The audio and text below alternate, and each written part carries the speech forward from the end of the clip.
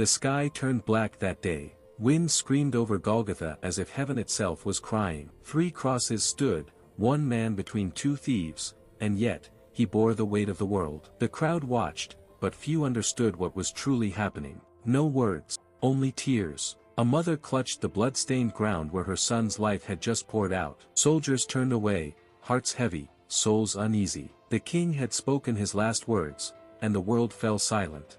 They took his body carefully, gently, as if afraid to break what was already broken. Linen wrapped around love itself.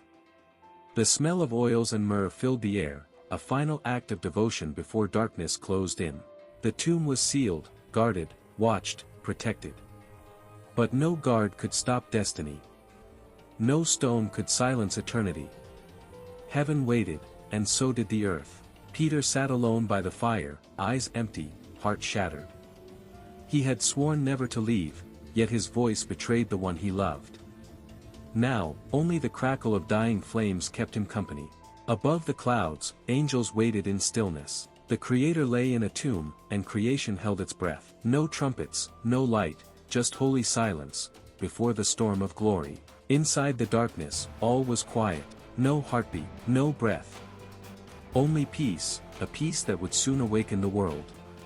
Jerusalem slept uneasily. The wind whispered through empty streets, "He is gone." But deep beneath that silence, something powerful was stirring.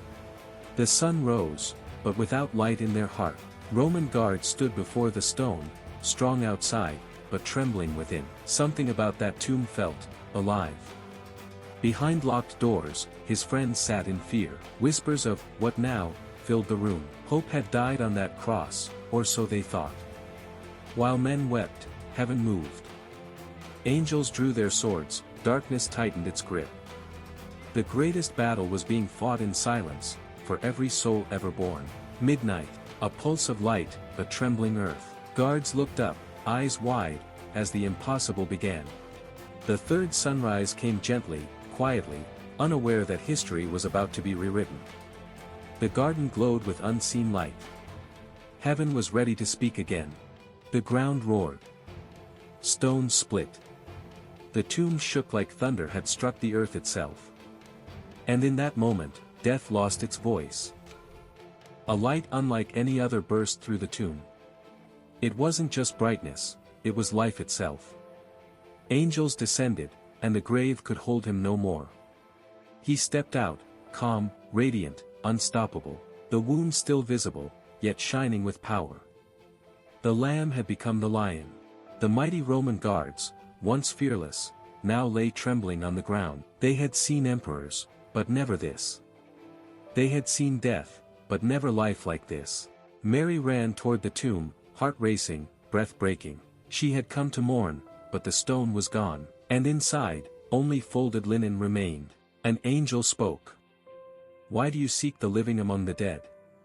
The words echoed like thunder across eternity. "He is not here. He has risen." She turned, and there he stood, alive, glorious, gentle.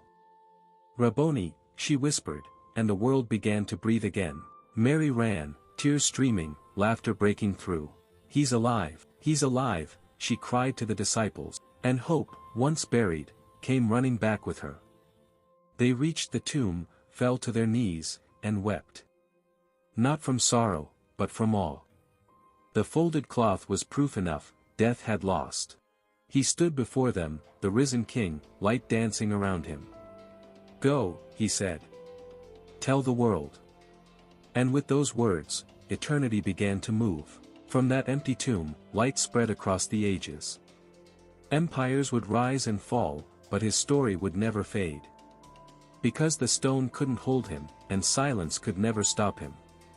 The stone couldn't hold him, and neither can your past. If you believe he is alive,